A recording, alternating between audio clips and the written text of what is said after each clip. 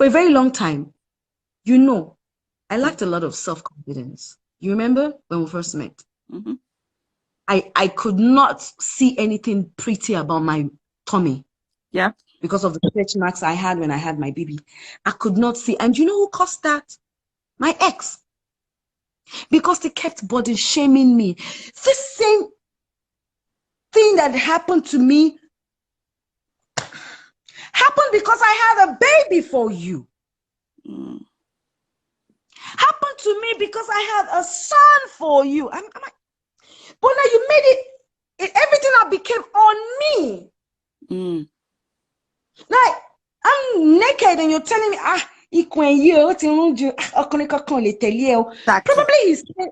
probably he's saying that to me so that I don't have it in my head that any man would want me in case I want to walk away, because he knew then that he was emotionally fucking up with me. All right? But maybe that was what he was doing. But indirectly, he was killing all my morals. And no matter how pretty people tell me then that, oh, you're so beautiful, to me, I felt really ugly. You understand me? I felt really ugly.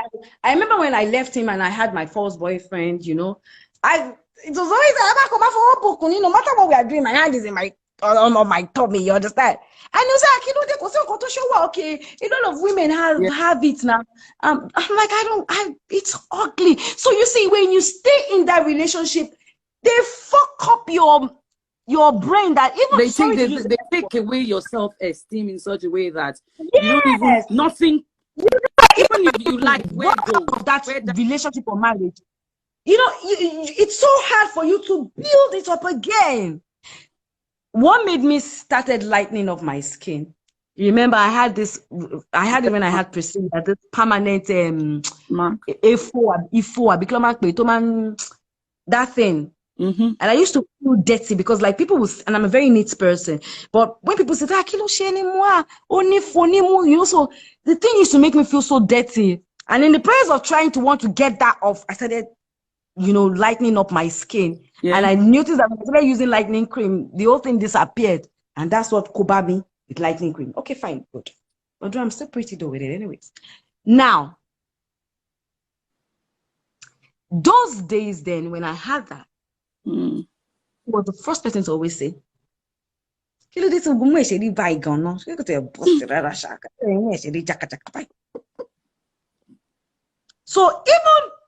when I have somebody at the door, I have to quickly go and carry down my brown pardon. I'll just use it to patch and block. For me, it was a decision. I had to make that decision. I had to make that decision to stay happy. And when I walked out of the marriage, I wasn't happy. I was actually I don't want to talk to anybody. Then I wasn't ready to talk to anybody. The only two people, the only two things, don't even use people. The only two things that gave me joy, apart from my children, was clubbing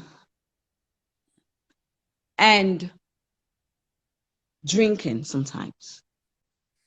For me then, I could remember very well one of my colleagues, I don't want to mention her name now. We were very best friends then. She didn't understand why I loved going to club. I used to go to club with my own money, spend my own money.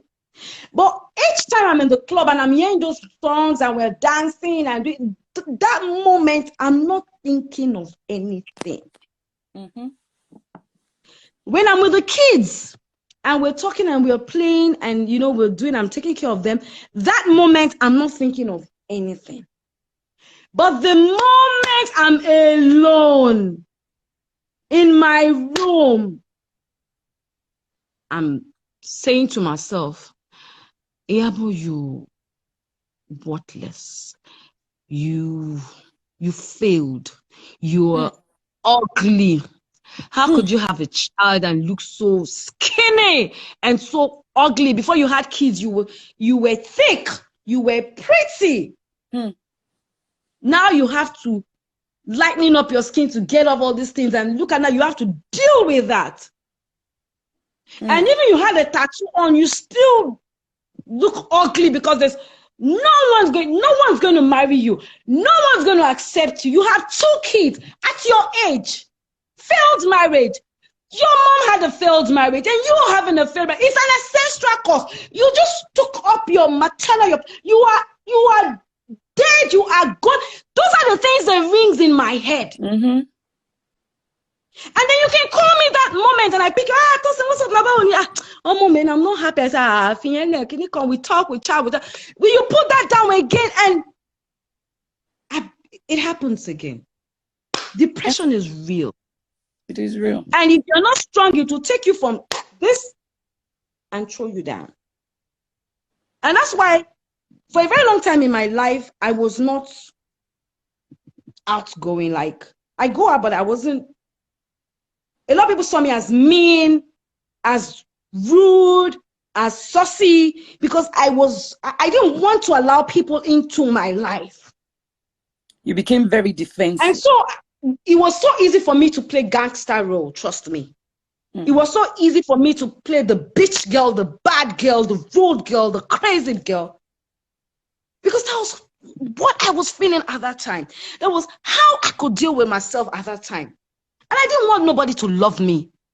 I didn't want nobody to get close to me. Even those who tried to love me, I pushed them away. I only could identify and recognize with people who didn't want me, and I didn't care.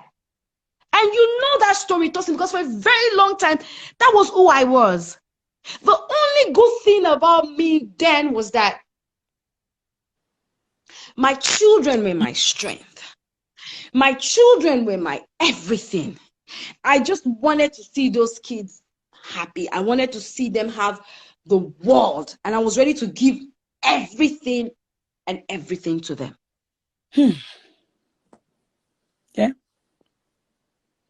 But I went through those stages when I left my marriage. So what I'm saying is that living your marriage, like I say, go, leave, walk out.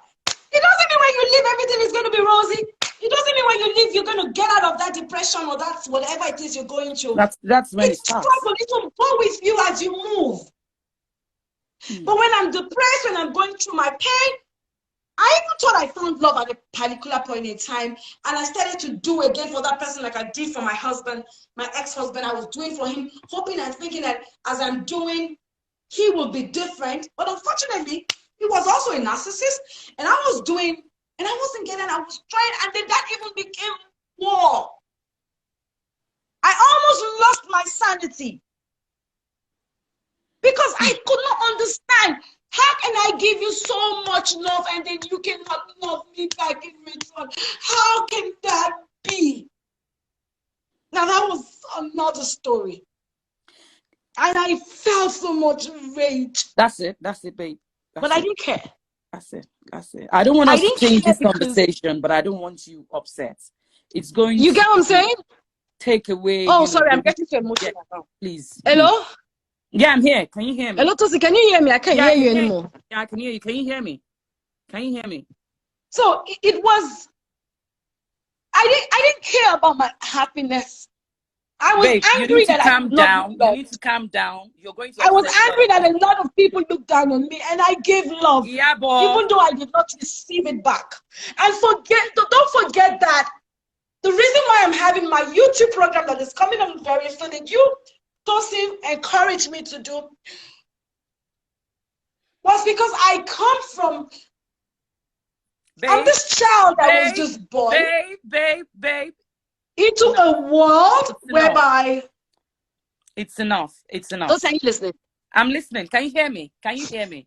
I'm this child that was born into a world whereby you're getting upset. You will get a lot of people upset. I really could not understand my growing up, right? Can you calm down? In a nutshell, what I'm just saying is that if you're going through emotional problems, if you're going through any I need to calm down. Okay. People don't understand. I'm trying to tell Iyabo to come off the conversation because I know who she is. You know, You people saying, You know, I need to let her speak. Let me tell you something, people. Babe, I know. Let me tell you the most difficult thing. Are you there? That would happen to you. Nobody can understand your story. That's the most difficult thing. Everybody will judge you. I remember when I did that video, that little story I told about how my marriage failed.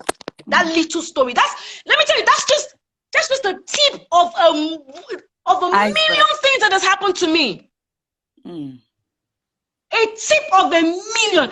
And there was a day I stumbled on YouTube. And I was reading, I was reading comments.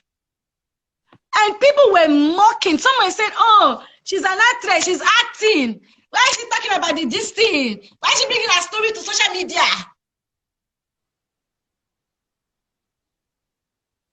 Thank you. People don't care.